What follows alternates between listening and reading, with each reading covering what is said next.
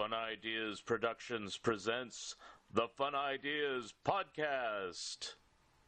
Hi, this is Mark Arnold, and welcome to Fun Ideas Podcast number 21. No real news for Fun Ideas Productions this week, except Alvin. This story of Ross Bagdasarian Senior Liberty Records Format Films and The Alvin Show is just about ready to come out. You can pre-order your copies today at www.bearmanormedia.com and soon at amazon.com.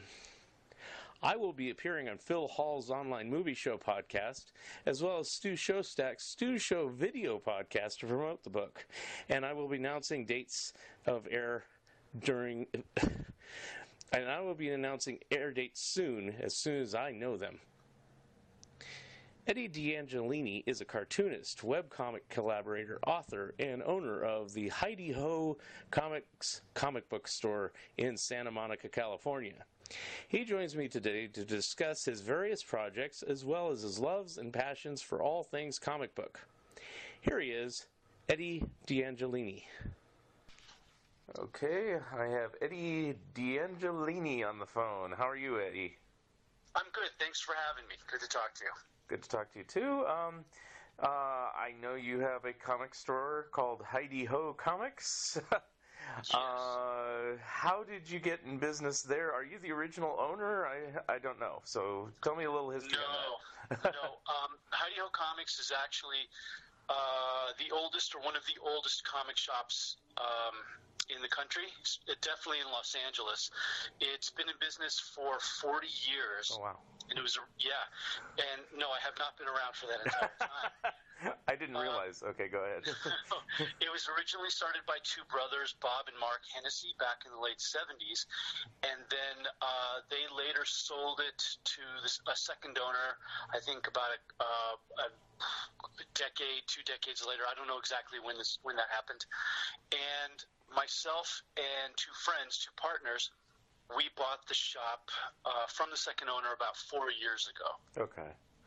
So I went to it when the second owner was into it. So it's because I haven't really been down there in a while, but I think I was down there about 15, maybe 20 years ago. Egads. Anyway. Okay. So when you went to it then, you went to, it's been in 4 locations overall. Okay. You went to it when it was in the second location in Santa Monica, which was on Santa Monica Boulevard, close to the Santa Monica Library. That's correct, yeah. I do remember that. Yeah, that location, unfortunately, the original owner, I don't know if it was the original owner or the second owner when they were there, but they had to move because the city turned that building, they tore it down and turned it into condos. Oh, wow. And, there was a period of time, and it's still happening, it was a period of time where there were developers that were just turning so much of Santa Monica into either condos or parking structures. And so they had to move, and they moved a little farther east from that location, still in Santa Monica. And when we bought it, it was in that location on Lincoln Boulevard. And then just earlier this year, in July, we moved it to what I think is a much better location, closer to the 3rd Street Promenade, for people who are listening who happen to know the Santa Monica area and know the famous 3rd Street Promenade shopping area. Okay. The reason I went there, and in fact, I can probably pinpoint the time, Harvey Comics moved out from New York, and they had a location for a number of years on Santa Monica Boulevard, I believe, if memory serves. So, I said, what comic stores are around here? And I knew of Heidi Ho Comics, and so that was my venture out there. I said, oh, okay, I got a couple hours to kill before I have to go to my appointment, and that's where I went. So. And that's funny. I never knew that Harvey Comics was in Santa Monica. Yes, it was. Actually, I think they were in L.A., really, but it was Santa Monica Boulevard, however far it was. I'd have to look up the exact address, but I met with Sid Jacobson, and it was right around, let's see, did I meet Sid Jacobson that time?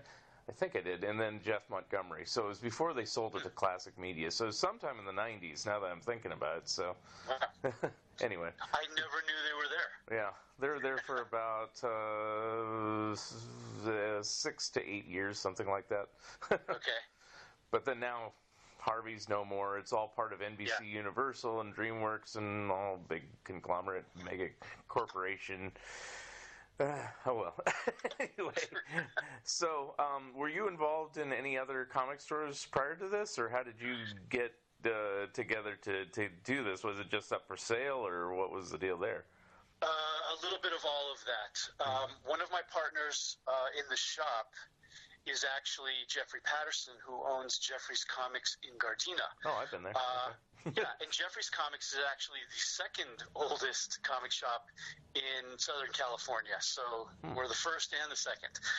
And he ran into the second owner at a convention nearby here in LA. And that second owner just mentioned to him, I'm actually thinking of and interested in selling the shop.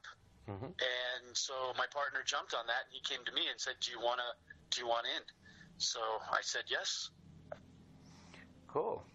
Now, not to dispute your claims of first and second or anything like that. I remember as a kid, and then we're talking in the 70s now.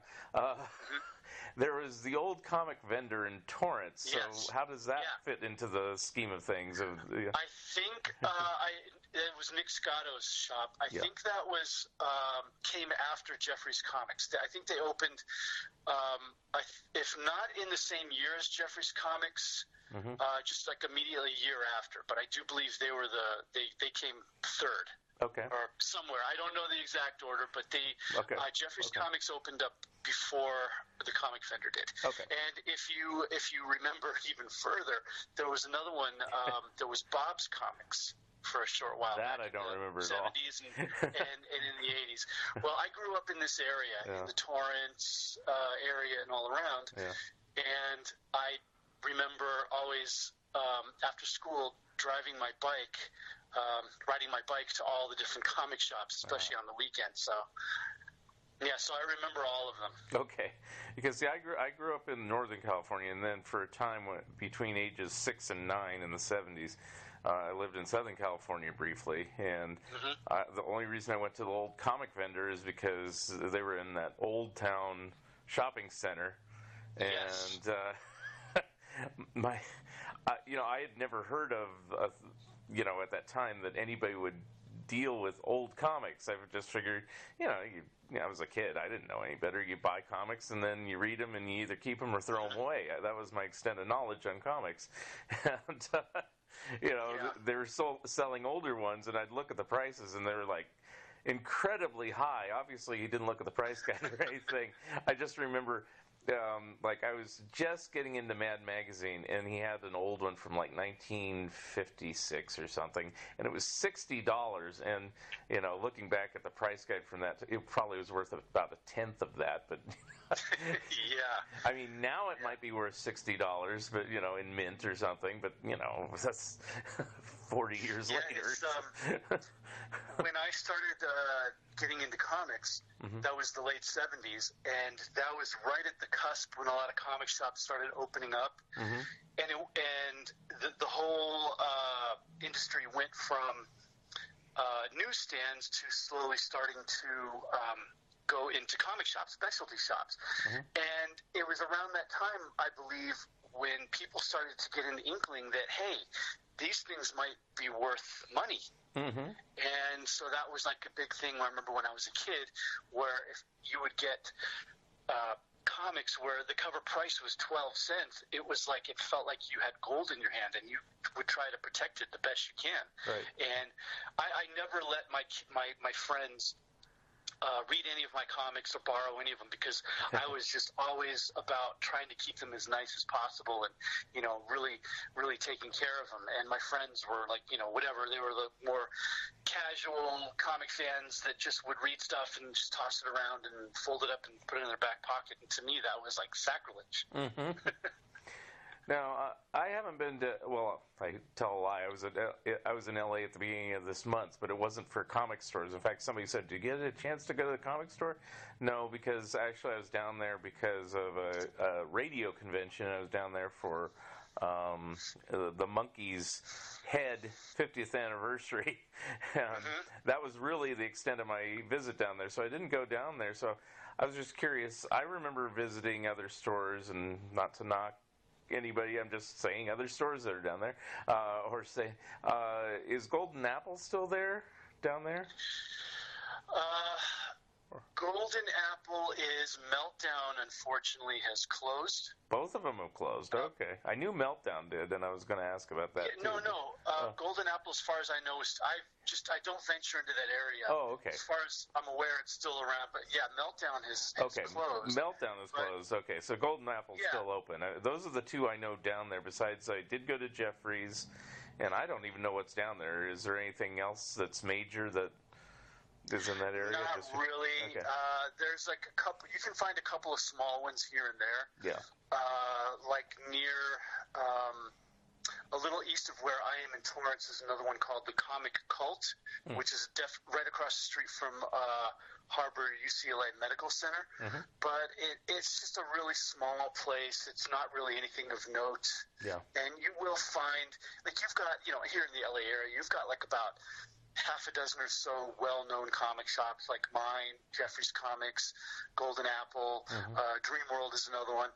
And then you've got like a smattering of just small shops that are just like, single owner type shop that most likely the owner himself is the only person on staff, that kind of thing. Yeah. And you find quite a few of those as well, just kind of scattered around. But I've never found one that I thought was really of note in any way.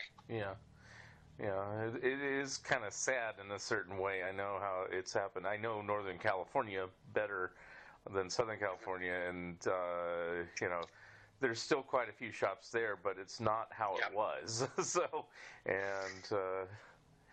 And I'm in Oregon now, and there's really just one shop here. There's two, but it's owned by the same person, so it's really just one. That's how I consider it. And they're okay.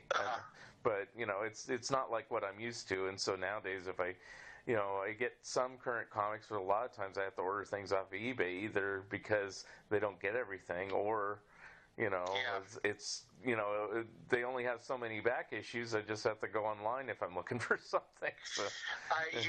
People don't really realize it is an extremely tough business to be in. Yeah. The people that go into it do it because they love it. They don't do it because they want to make a lot of money, because a lot of shops don't. And a perfect example is, you mentioned Oregon. My wife and I went just recently to visit her brother in Hillsboro, Oregon, outside of Portland. And when we had gone, I think about a year ago before, there was actually a small comic shop that opened up just right near where he lives in Hillsboro. We went back this last time. It was already gone. Yeah. So it's just such a tough business. Yeah. I mean, even for a shop like me that's pretty well known and has been around for 40 years, and we're in a major city and like close to a major shopping area and a major tourist area, it's still tough for us. You have your up times, you have your down times. There is no just steady, reliable business. It really is up and down. Now, what do you sell in the shop nowadays? I'm sorry, say that again? What do you sell in the shop nowadays? Okay. Well, I think that we are probably pretty typical to most comic book shops. We have an area for the new floppy issues that come out each week. We do have a back issue section and a discount comic book section.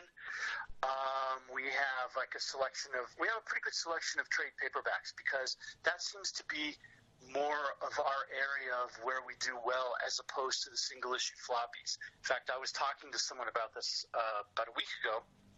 A lot of the weekly books that come out for us, and I don't speak for all shops, but for us in particular, we have a very small window of opportunity to sell those books. The week a title comes out, that's literally our window to sell that book. Mm-hmm. Once that week is over, that window is closed. Wow.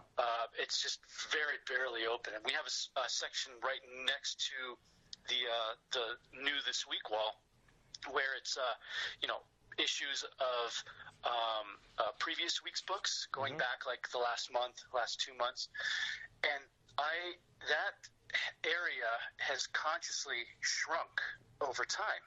And even the back issue section has shrunk over time because for us especially, we have people that are pretty rabid readers, but they really will pick stuff up the week that it comes out. After that, they pretty much gravitate straight to the trade wall.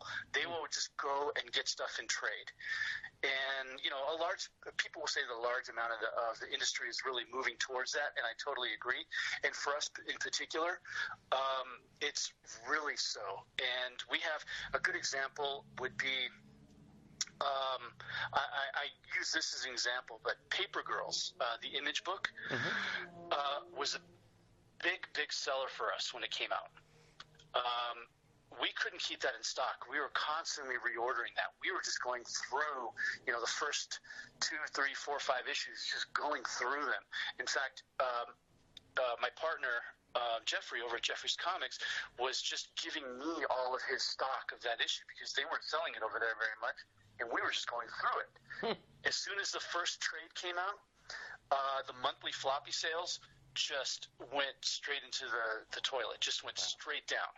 Yeah. And the trades, the volumes have just shot up, and I'm like constantly ordering those. And it's the same with like a title like Saga.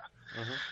We sell through those trade paperbacks like crazy, but the monthly books, I don't really sell a lot of them. So I see the market moving more towards trade paperbacks and less towards weekly books. So unfortunately, that means we have an opportunity to sell a lot of those titles the week it comes out, and after that, not so much. So I really have to make my orders reflect that. Mm-hmm. And I really need to need to order what I'm going to sell for that week, because after that, if I have too much, it's all just going to sit there and just end up in my 99-cent section. Yeah. Except for like some of the major titles like Batman or X-Men, where I try to have a few of the issues go into our back issue bin. Everything else is, unfortunately, is wasted money. So yeah, it's really tough for any comic shop to know exactly how much to order of something to make sure that they either only have a few issues left of a major title for their back issue section that they can eventually sell through, or for smaller titles, make sure they order just enough to be able to sell out in that first week so that they're not stuck with anything. Yep. And the system as it is now, with ordering your books 2 months in advance, I think really makes it tough. And I think that is one of the reasons why some comic shops just can't make it, because they order too much of everything, their bills are too high, and then they can't survive. Yeah. And, of course, you can't return them, like in the old days, Yeah.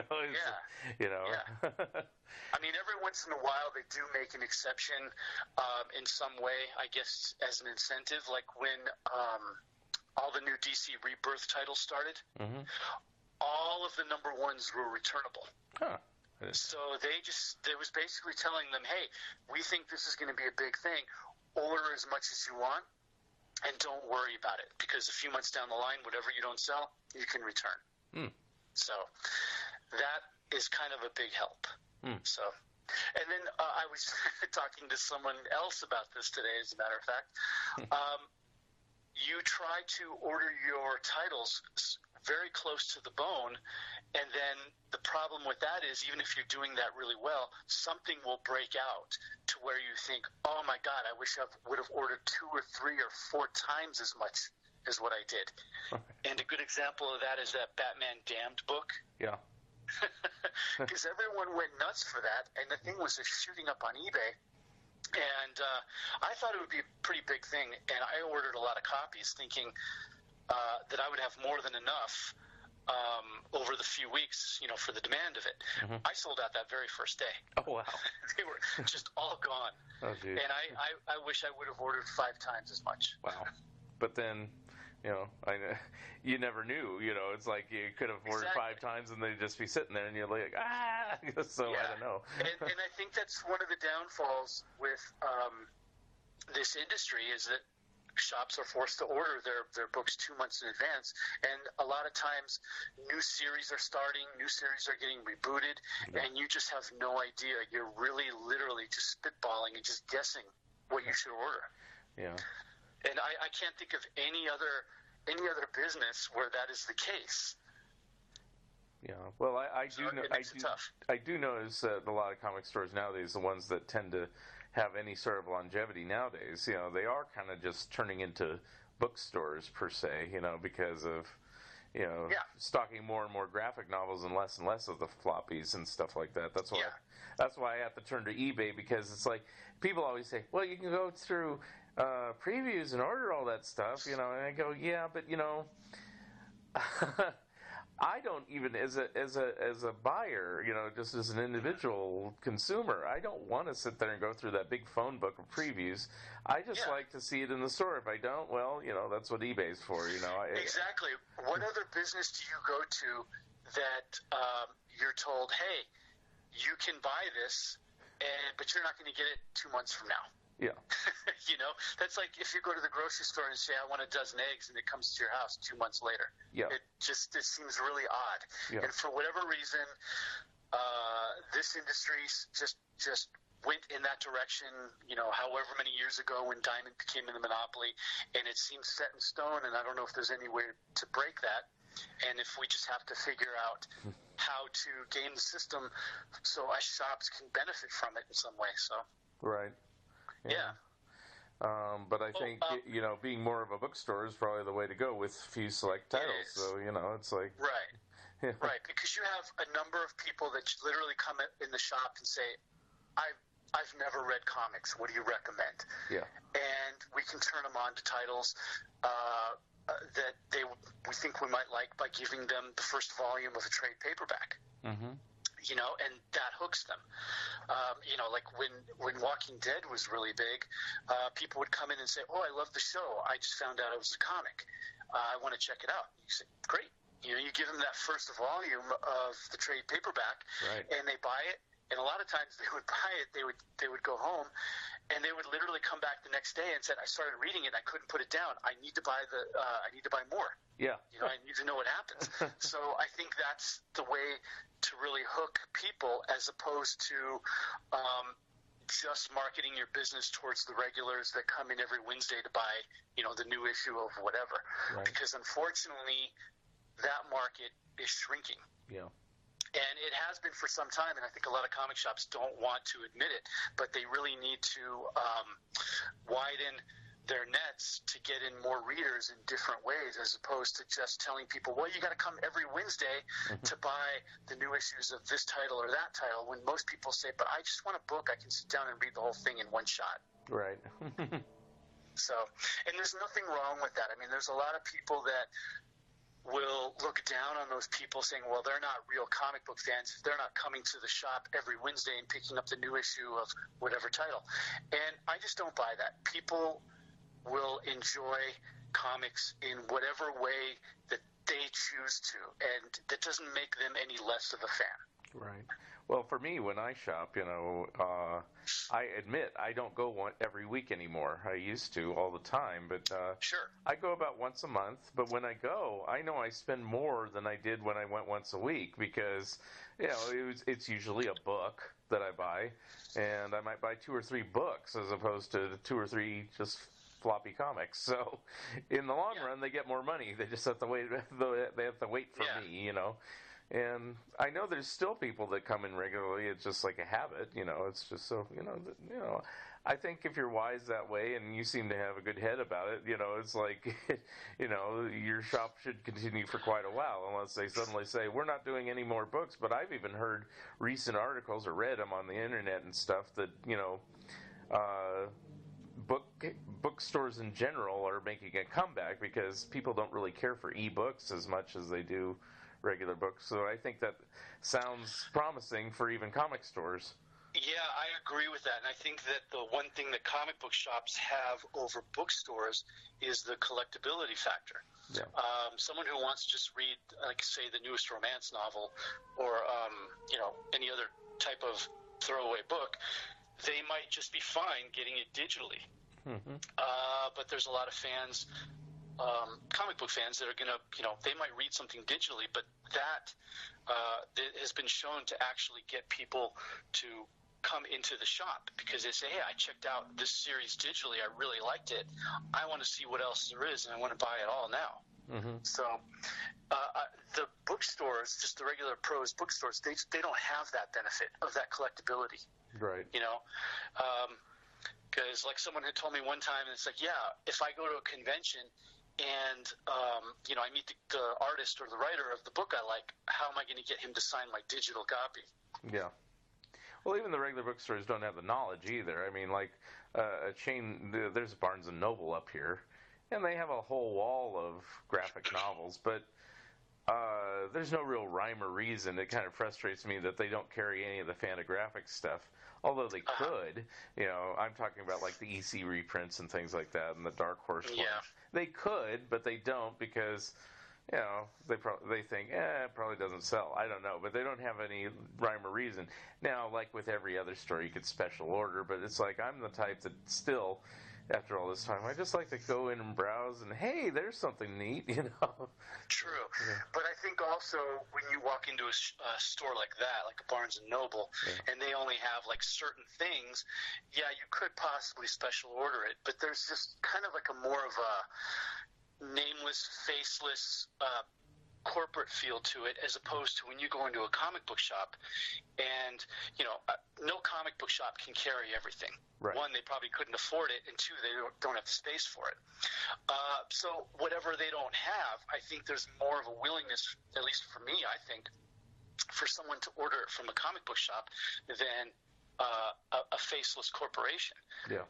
Because you're dealing with someone in a comic book shop, someone who possibly knows that material and says, oh, yeah, that's great stuff. You know which one I recommend? I recommend you start with this one. Yeah, and I'm that way as a consumer. I'd rather go, if I'm going to do a special order, I'd rather do it in a comic book store than Barnes & Noble. Sorry, Barnes & Noble, but you get enough of my money anyway, so they shouldn't suffer. So, but I mean, I know I always can. It's just more fun to support the little guy than supporting the big guy when it comes to something like that. Sure. Yeah. And back to your earlier question, as far as what we carry in the shop, we also do try to carry a pretty good selection of older vintage books, Golden Age, Silver Age, Bronze Age stuff. And, I'm always fielding collections and trying to find them and getting that stuff and having that kind of stuff up on the walls of the shop, because I think that gives any comic book shop a certain amount of prestige. Yeah, somebody listening to this might say, well, that was a silly question, Mark. Why would you ask a comic store owner what he carries? But you have to understand, not all comic stores really carry comics, which is, or even graphic novels. It's like, there's some that just carry toys or anime DVDs or something like that. And it's like, those really frustrate me because why are you calling yourself a comic book store? But that's what they carry. So yeah, and there are some shops that do gaming. And some that don't. Yeah. And, some people have strong opinions on that, but the truth is there are a lot of shops that have to rely on that gaming to survive. Yeah. And, we do gaming. We do Magic the Gathering, and that's a really big thing for us. And I think we're known as not just a comic book shop, but also a gaming shop, because the Magic the Gathering, the community that we have of players is pretty large. Every 3 months when a new card set comes out, we have a big pre-release weekend that literally goes from Friday at midnight straight through to Sunday evening, with people playing, and they're just there literally the whole time. And we will pack the shop with as many as like 60, 70, or 80 people that are playing, and as much as I love comics, I didn't grow up as a gamer for Magic the Gathering. I try to play a little bit, try to keep up on it the best I can. But I love comics, and I can understand why some people going into a comic shop have like a certain bad taste in their mouth if they go in and it's all gaming when they just want comics. But the truth is, a lot of comic shops need that as a component of their shop, really, to survive. Right. But my point is, when it's only gaming and they still call themselves a comic book shop, and it's like, why? True. I mean, just call yourself a gaming shop. Like there is, again, this is Northern California. There's this one shop that's, I should know her shop's name. Forgive me. Oh, it's called Elusive Comics. And then she finally opened a gaming shop separately because it was taking over. So it's called Island of Gamers. So she has two shops now. And I think that's wise. It's like if it overtakes the one shop, makes another shop, or rename your shop so that's why I was kind of curious what direction you go. So well, for us at least, when you walk into our shop, there's no question that it is a comic book shop. You will see a whole wall of shelf of trade paperbacks of all kinds. You'll see another wall full of all the newest issues. You'll see plenty of superhero-themed toys. By the register area, you'll see a whole wall of older key issues up on display. So there's no question that it's a comic book shop.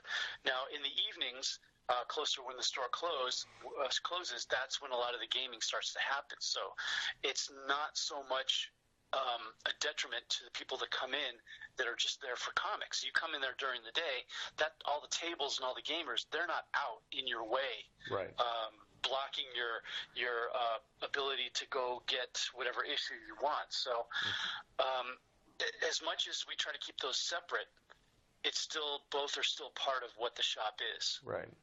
And that's fine. Yeah, I agree with that. Let's see, shifting gears a little bit. So you're also a cartoonist, you say. It says here on my notes. Yeah. And so tell me, you have a webcomic called Collectors. Tell me a little bit about that. Collectors is a weekly webcomic that's it's semi-autobiographical. It's based on myself and my wife and my comic book collecting and all the nerdy stuff that my wife has to put up with living with me. And it's a comic strip done in the style of the Sunday comic funnies in the newspaper. And I do it as a weekly webcomic, and every Sunday I put up a new comic strip just like the Sunday funnies. And I've been doing it for a little bit over 5 years now. And in that time I've actually collected 4 volumes of my comic strips, along with a bunch of new material in there as well. 5 if you also include the one-shot comic that I did in Spanish for the Latin Comics Expo earlier this year. And you're talking about on these 4 volumes, they're like graphic novel books, as it were? Yeah, like the first one collected all the comic strips I did in the first year, plus new material. But because I didn't start at the very beginning of the year, it's not as big as the other ones. That one's 48 pages. And then the other volumes are a bit bigger, like 80 pages. The one that just came out earlier this year, volume 4, is 100 pages. Okay. So, yeah, it's literally the size of a trade paperback. Okay.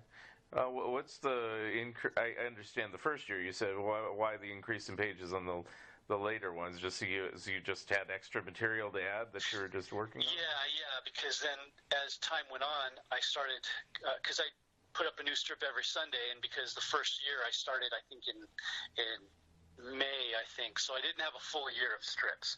And then the next volume came out was actually a full year of comic strips, plus all the new extra, original material that I threw in there. So they just got bigger and bigger as they went on. Now, have you worked on any other projects in comic books or comic strips or anything prior to this that we would know about? Yeah, there is. I don't know if you've ever heard of this company, but there is a smaller independent company called Stranger Comics. Okay. And I worked for them before I started doing my own comic strip. And their company, they deal with their books that they put out are like dark fantasy, that kind of thing.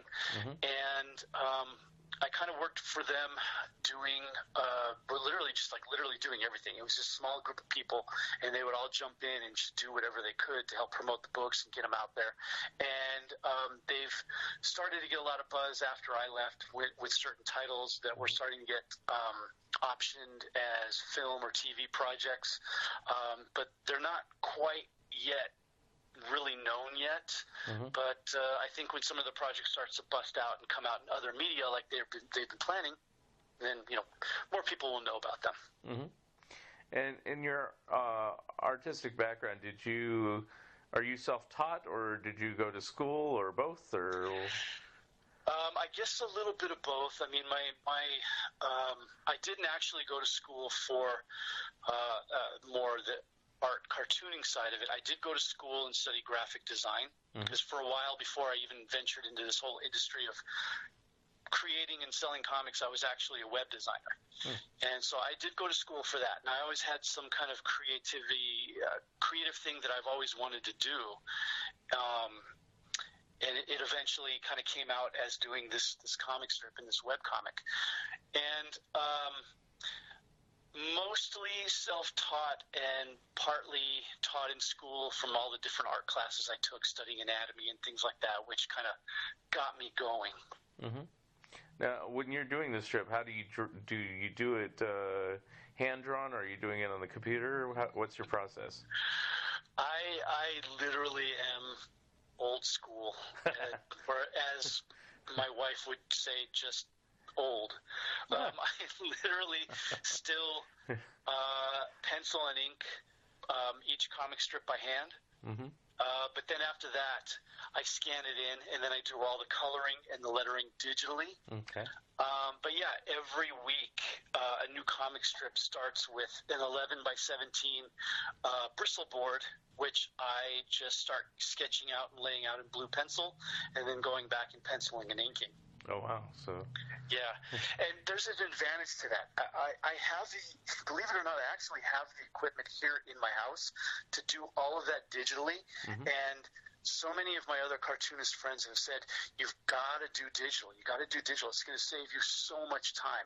And I agree with them, and I understand what they're telling me, but every time I do a show in a convention, I bring all these original strips with me, and I sell them, which I couldn't do if I was working digital, so there's a benefit to it. Right. I know now that certain artists, if you want a commission, and this burned, I won't say who the artist was or the person purchasing, but they had ordered a commission and the person wasn't doing anything on board anymore, and he misunderstood the situation, so he had it all digital, and he goes, no, I wanted you to do it on a board so I could purchase this from you. I just did, and he finally reluctantly agreed to redraw it on a board because he had done it all on the computer. I couldn't even imagine someone hiring me to do commission and then just doing it digitally. Yeah. That's crazy. Because I'm sure like this person thought, I want something that I can hang up on my wall, not something that I'll just look at on my phone every once in a while. Right. Well, the artwork was designed to be used for a book, and but also the person wanted the original art.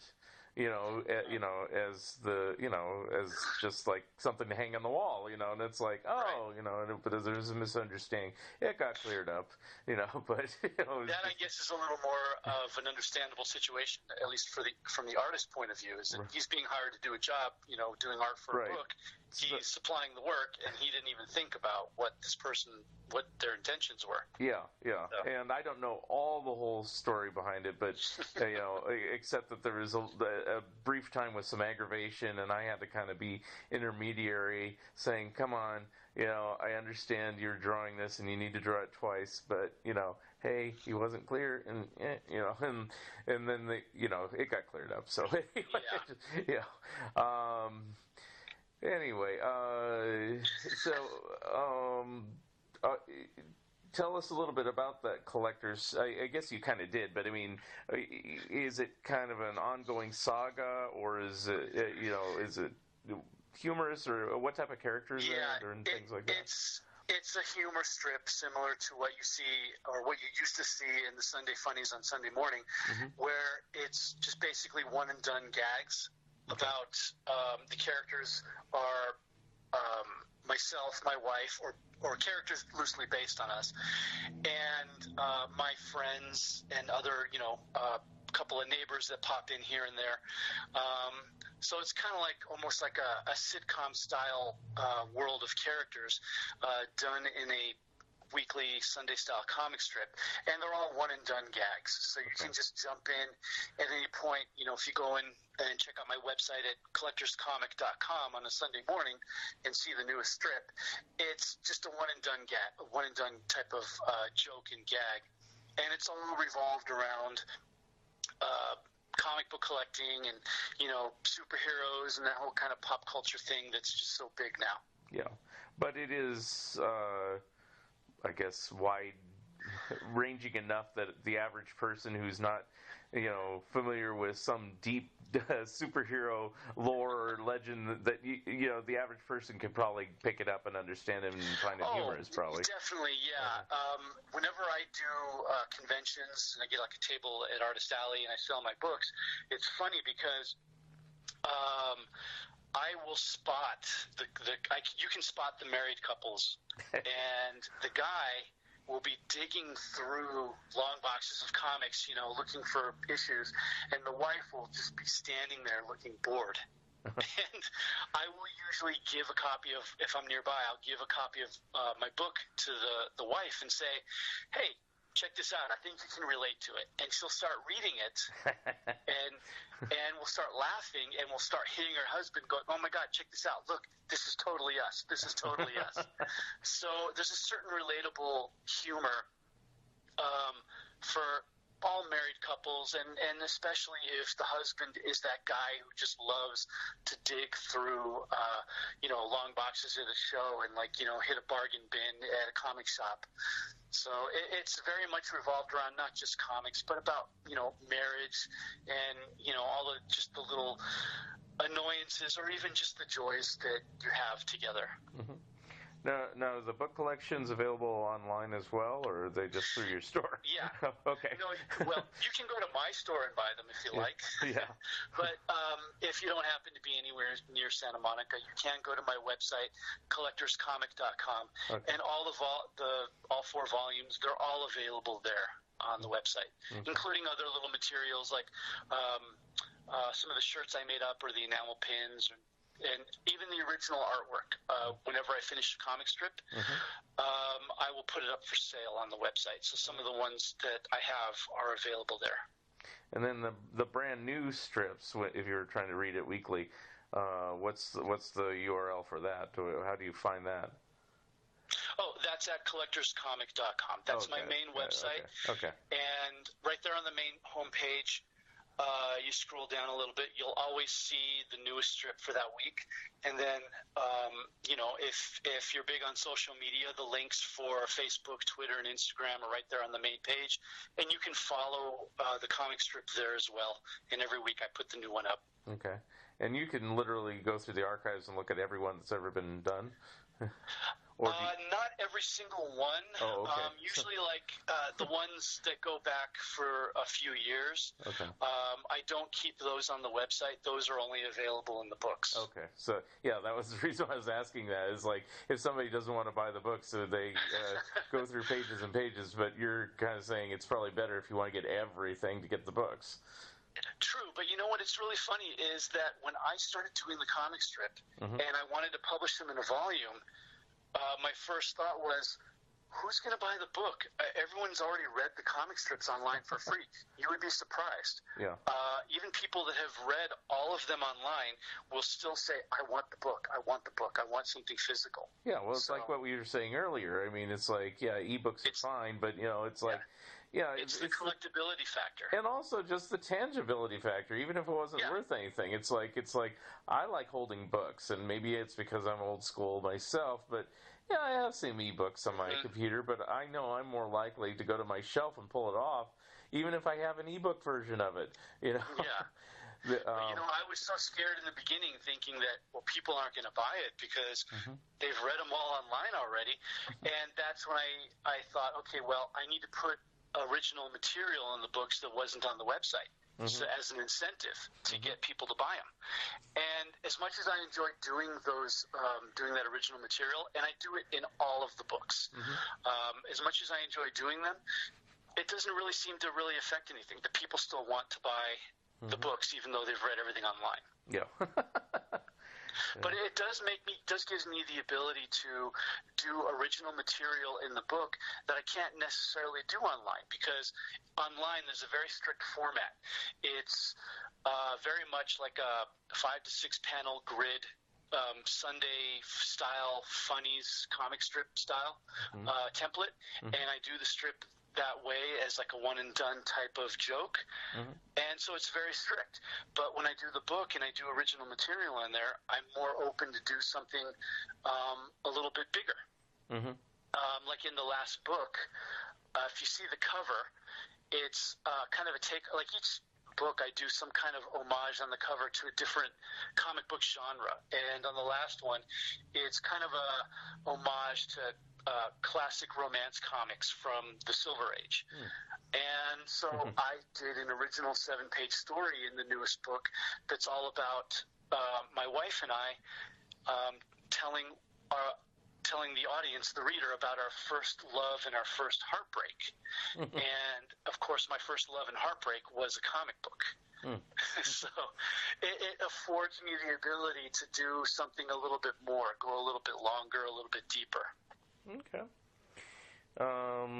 I will have to check it out. That's one reason I'm asking about it so intently, but also we're on a podcast. But you know what? I meant to do this, bring this up before we had talked, but definitely after we're done with this, send me another message, because I would like to send you copies of the book. Oh, okay. Well, thank you very much. I'll send you copies of all 4. Sure. Okay. Let's see. You had mentioned also that you've been on Robert Kirkman's History of Comics. Now, what is that? Is that a podcast too, or what is that? No, that was a TV show that was on AMC. Oh, I guess I have not seen that. Okay, tell me about that. That was I forget how many episodes there were in the series, but it was basically just a certain number of episodes talking about the history of comics, literally from the beginning to the present day. And each episode dealt with a different time period. And the first episode was the one that I was on, and that was all. It was titled "The Mighty Misfits of Marvel." And it was all about the whole beginning of the Marvel era of comics, and it focused a lot on Stan Lee and Jack Kirby. And they had me on there because I guess I impressed somebody with the knowledge that I had, and also owning the comic book shop. They had me go on there basically just talking on and on about Jack and Stan and all the different stories about how they developed the characters that we all know and love. Now, is that your favorite era of comic and favorite publisher, or no? I think so, yeah. I really grew up loving Marvel Comics. I grew up loving Spider-Man, Fantastic Four, Daredevil. They're just now I get the impression that you're probably around the same age as me. Yep. And if you might remember, in the late 70s, they published these pocket digest books that reprinted all of the original early issues of Spider-Man and Hulk and Fantastic. Yeah, that was my first introduction to comics. And so I grew up right away reading all that early stuff by Stan Lee and Jack Kirby and Steve Ditko, and it just has stuck with me ever since. Yeah. I guess what we're called second generation fans, even though it was only like 10 years later, but still. But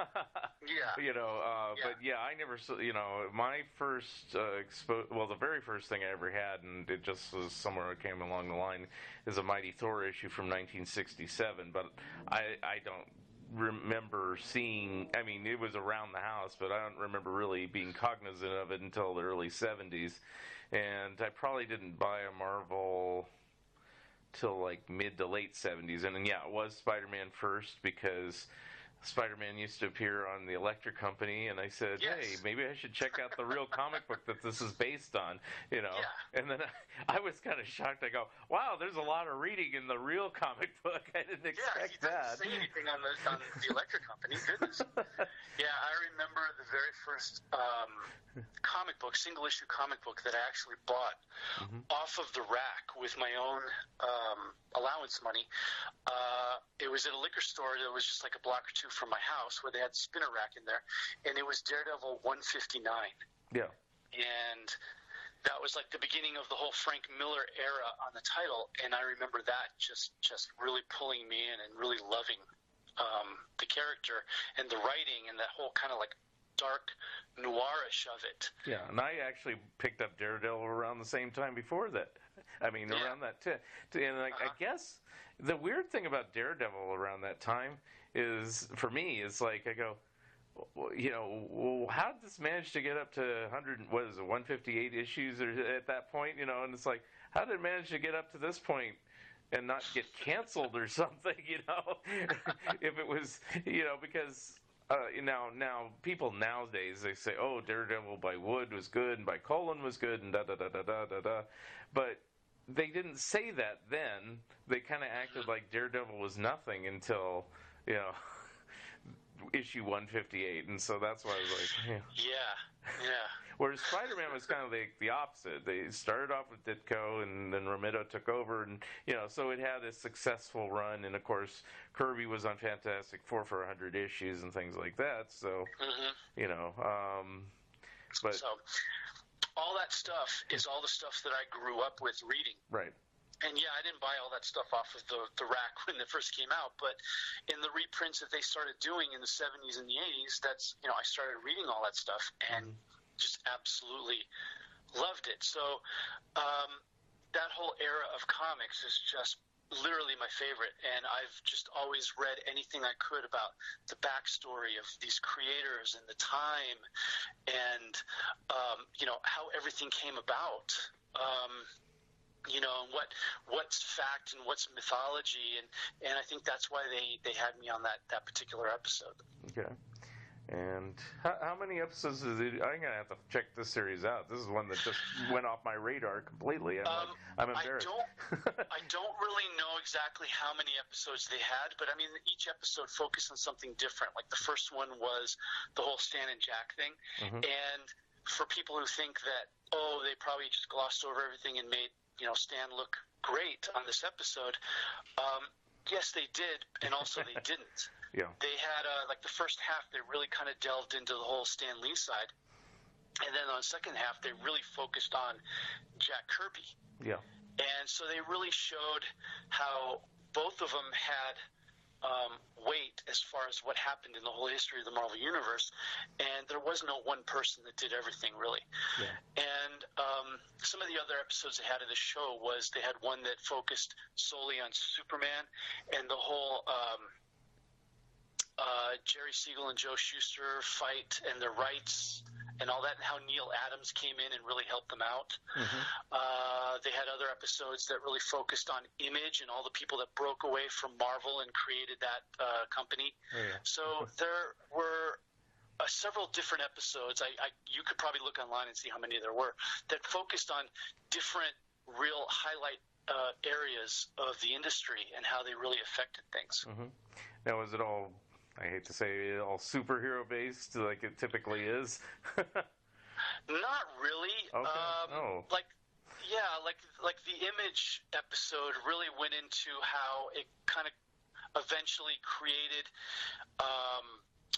how it really steered the industry not so much from away from superheroes, but really focused on things other than, and showed that the comics can be more than just tights and capes. Right, but did they have episodes like about, say, Dell or Fawcett or those type of older companies? Unfortunately, no. Yeah. They didn't really have obviously the time or enough episodes to really go into all of that, to really focus on other companies like Charlton or Dell or Harvey or anything like that. They really focus on more or less the main points and really tried to move the story along quickly from the beginnings in the 40s, 50s, and 60s up to what it eventually became. Okay. So it's kind of more, for lack of a better term, kind of Silver Age on. I guess, well, did it cover Golden Age then? Or I guess you said Siegel and Schuster, so yeah. But yeah, they did in that episode. And I think they even, if I remember correctly, they even had one episode that focused solely on Wonder Woman. Okay. All right. And the creators of, not just of the character, but of the ones that worked on the titles, and really focus on the little weird, quirky things that the creator may not have been into. Well, yeah, really I read that book about it, the lie detector machine and all that. That's a weird book. Yeah. No, it went into a lot of the history that people probably don't even know. Yeah. So I will definitely have to check that out because I used to just delve solely into things like Harvey and that's and things like that. But as time went on, I've developed a greater appreciation of learning the history of all comics and not just the stuff I like. Because I realized I don't dislike Marvel and DC. It just was not after a time it just wasn't my main focus because for me a lot of that stuff I got really annoyed, and I had a recent podcast where we were talking about continuity on a lot of Marvel and DC stuff where it's like you're reading something and then to be continued in a title you don't read, or to be continued in an annual that came out 2 months ago that's already sold out and collector's price. That's when I kind of jumped off the bandwagon and got annoyed with them.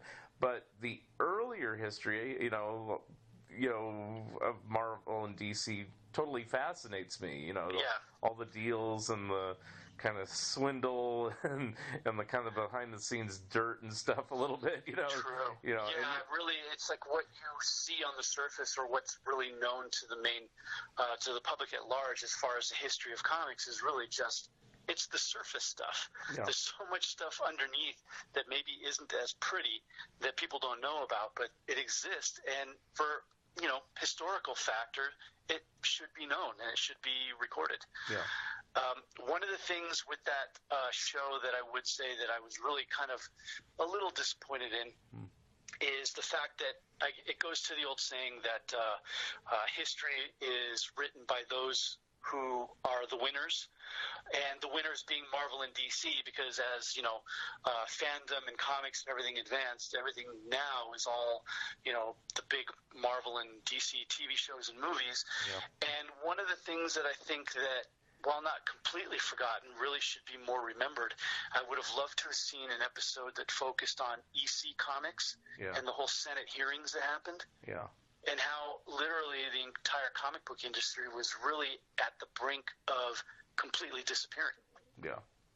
Well, I still would wish either a good documentary or even a good biopic, if they could get the right actors and everything, on just the life and history, using the World of William M. Gaines book by Frank Jacobs as a basis, Yeah. And because it's a fascinating story, and there's so many bizarre things, of how like his dad Max Gaines started the industry, and then the weird way he died, and then the son took over and really didn't want to do it, and then made a success in a completely different way, Yeah. And then that was taken away from him, but he still made a success again with Mad, and it's like wow, it's like you don't. It's impossible to believe that that actually happened. This is real stuff, and it's like it would make a great movie if it was done correctly. So yeah, it would. And to think that the Senate actually got involved in something as what at the time people considered so trivial as comic books is just amazing that they would have spent the time to do that, thinking that it was just such an incredible threat to the youth of America. Right. And all just kind of perpetrated by one individual who pretty much just, as we know now, made up a lot of stuff out of thin air. Yeah. And, it's typical of, somebody like Gaines. I mean, comic book people know who Gaines is, but the average person, they don't know who he is. Yeah, they know Mad, and they might know Tales from the Crypt, and probably from movies or maybe reading Mad as a kid. But it's like Yeah. Another era that people may know very little about, and probably only know as much as just the name Robert Crumb, or just what they saw in the movie that they did of Harvey Pekar. I would love to see some type of movie that really encapsulated the entire underground comic movement, because that was an extremely important catapult, I think, for comics, because I think that the whole independent comic book era that came out in the 80s, that sprung things like Teenage Mutant Ninja Turtles, was a direct result of, the earlier underground movement, a decade earlier. Yeah, and I agree with you. I mean, yes, there's the Crumb movie and the Harvey Pekar biopic, but yeah, there's not really anything that kind of puts it together. Certainly nothing about Gilbert Shelton or any of the other people. And there are a lot of forgotten creators of that era that we're going into something that at this point people listening are probably just glazing over, because how many people really even are as interested in this as we are. But there's so many creators of that era that just are completely forgotten, and had such a DIY spirit to making comics that you find in other eras and other medium that did the same thing, that I think very much came from that. I mean, you look at like the whole comic book, underground comic book era of the late 60s and early 70s, and how it was such a free-for-all DIY thing. And, maybe like less than 10 years later, you had something as big as, say, the punk movement, where it may not have been directly related to underground comics, but it's that same DIY spirit that went from one medium to another. And where is it now? Yeah. Wow. No, you won't alienate listeners. I mean, it's like, because I've had podcasts already, and we're talking about Italian horror films, matchbook covers. What else have I talked about in a different episode? Somebody who did warm-ups for so TV it's people shows. of like minds. So I mean, the whole purpose of the podcast is, of course, wide-ranging, and it kind of goes all over the map, and it's just pop culture, and this all is pop culture, and it's like, you may not know the nitty-gritty about something, but it might spark interest in somebody. Maybe I should check that out. Undergrounds. I never thought about that. Or I only know Robert Crumb. Is there other people? Sure there is. Maybe I'll investigate that. So that's the whole reason. It's amazing how many things there are in popular culture now that people love, have no idea how much it was influenced by something that came before that people have no recollection of, that people have no knowledge of. Right. And that's my hope with the podcast. I mean, besides that I enjoy doing this, it's just, it's like, hey, sparking an interest to get somebody to investigate and further and say, ooh, I'd like to see that, for this show, it would be, I'd like to investigate that guy's comic store, or see his comics online, or read his books, or, see that history of comics. Like, for me, I'm going, I need to see that History of Comics show. Even if there's flaws in it, I want to see it, things like that. Yeah, I would say that, like anything, there's probably some flaws here and there, but there's some things that they get right, and there's some things that you think, hey, I never knew that. Yeah. And you doing this podcast, you have the ability to be able to shine a light on some of that stuff. Yeah. Me, as a comic book shop owner, I have the ability to do that as well. When people come in and say, oh, I love the Marvel movies, I really would love to read something, and I would, I can point them towards classic Marvel storylines that they took, to make those movies. Yeah.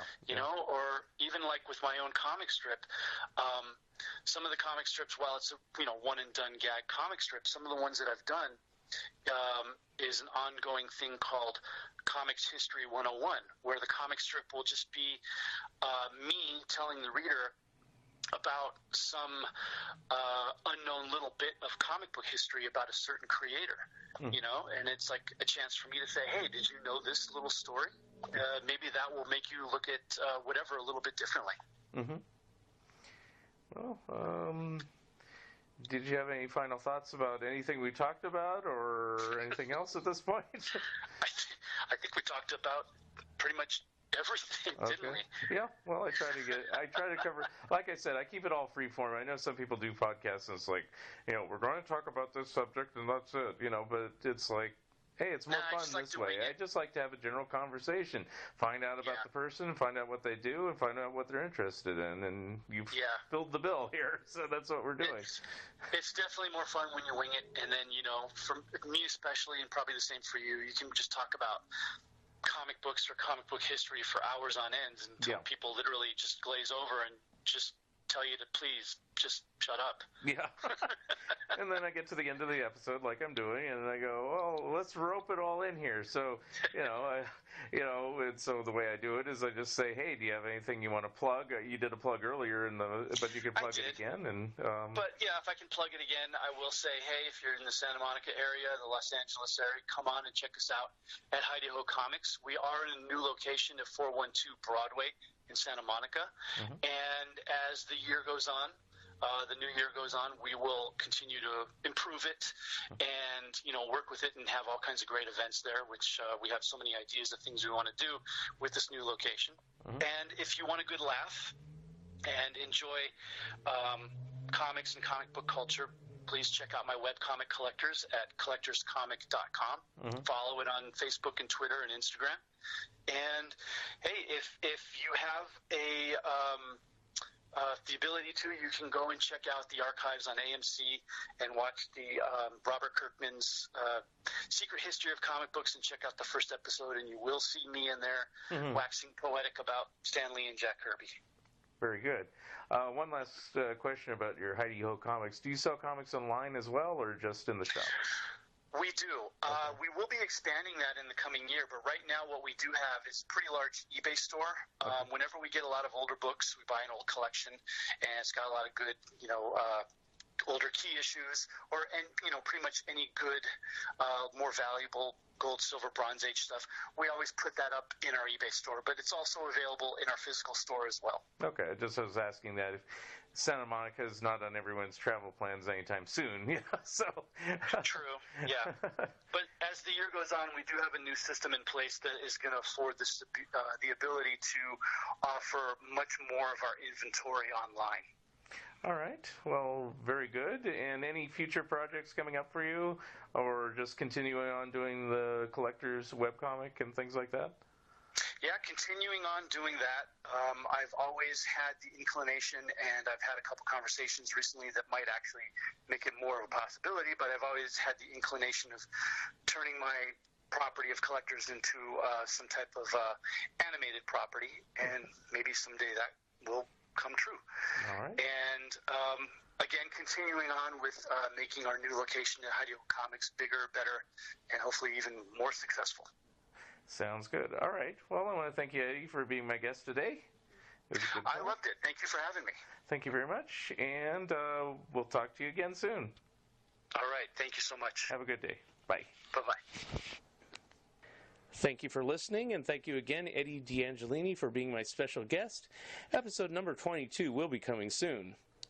If you would like to comment and or be a guest on this podcast, please drop me a line at funideas.mark@gmail.com. Or become a Patreon of Fun Ideas Productions. If everyone listening just contributed $1 a month, that would be a tremendous help. This has been the Fun Ideas Podcast. This is Mark Arnold speaking. This episode is copyright 2019 Fun Ideas Productions. Thank you very much, and have a good night.